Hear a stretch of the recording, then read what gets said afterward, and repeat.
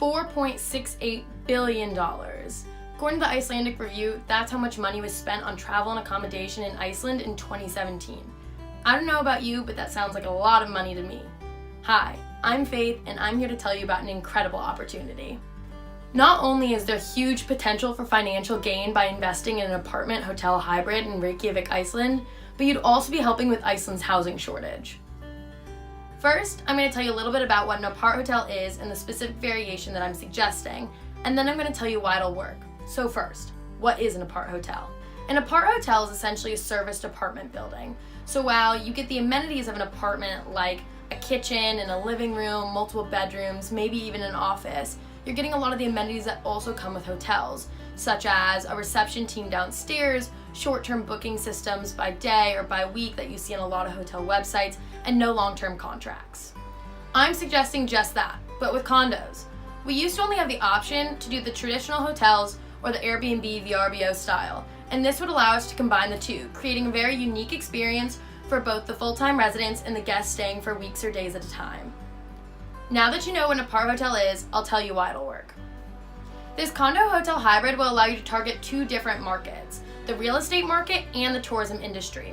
According to the Icelandic Tourist Board, over 2.2 million tourists visited Iceland in 2017. That outnumbers their residents 5-1.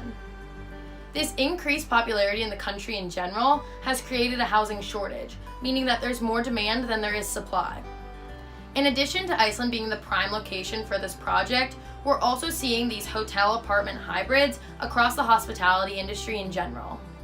Big brand names like Hilton, Marriott, Ritz-Carlton have all started their own variation of this. For example, Ritz residences have spread across the world, and they come at a premium. According to Mansion Global, people were willing to spend 30 to 40% more on a condo associated with the Four Seasons than an almost identical condo in the same location. In addition to the potential for monetary gain, this also would decrease the risk for the developer. Hotels are typically high-risk investments because they're based on filling hotel rooms every night. This actually allows the developer to spread the risk across all the people who own condos as well, considering they own a chunk of the property. Beyond the fact that we're seeing this trend pick up in the hospitality industry, we're also seeing it pick up in investment groups, which are solely based on making a profit. The Angbang Insurance Group bought the Waldorf Astoria in New York for nearly $2 billion last year. More recently, they've had to submit their renovation plans to the New York State Attorney General's office. What we saw is that what used to be an over 1,400-room hotel is being converted into 352 condos and 350 hotel rooms. This shows that an investment group whose sole focus is to gain financially is also seeing the potential in this kind of hybrid. So now that I've told you a little bit about why Iceland and why this project has so much potential, I'm going to kind of settle some of your possible worries. So in Airbnb-style buildings, a lot of the major complaints end up being that neighbors get a little fed up with living next to tourists all the time.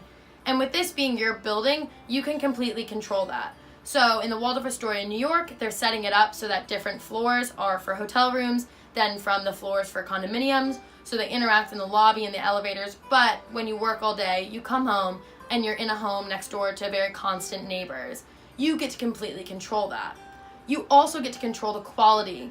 Whereas in an Airbnb building, each apartment is distinctly different and of different qualities. You get to determine what the quality is of the hotel rooms, the condominiums, all of them, and make sure it's a very level playing field for when people come and stay in your hotel condo hybrid.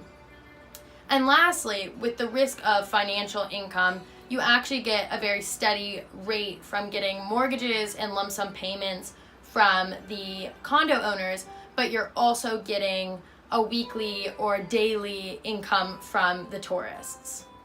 Now that I've told you a little bit about what an apart hotel is and the specific variation that I'm suggesting, I hope you can see how much money is in Iceland's tourism-fueled real estate market and how much you could benefit from it. Thank you.